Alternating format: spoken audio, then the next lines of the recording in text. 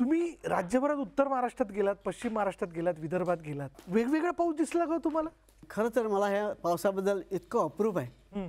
मला कधीही पावसाचा कंटाळा आला नाही. बर. का तो चिखल झाला, ते चिंबन, ते असं वगैरे कधीच वाटलं. मला प्रत्येक ठिकाणचा पाऊस, तो महाराष्ट्रातला कानाकोपऱ्याचा असो, तो चिखलदऱ्याच्या घनदाट अरण्याचा असो, मला विलोभनीयच वाटलेला आहे. मी इतका एन्जॉय करणं म्हणतात ना, मी इतका भिजून जातो त्यात. खरं तर पाऊस म्हणजे हा सृजनाचाच ऋतू आहे. खरं होय.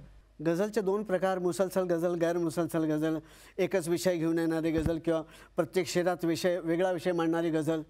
तर कधीकधी तो सलगपणे येतो गझलमध्ये, तर कधीकधी काय होतं की भटांनी एक गझलचा मतला लिहिला आहे, पण एक शेर इतका तगडा पावसाच्या बाबतीत किंवा पावसाच्या वेगळ्या रूपाबाबतीत लिहिला आहे की क्या बात आहे. असं वाटतं की हा शेर, ह्या शेरासाठी ही गझल लिहिली की काय.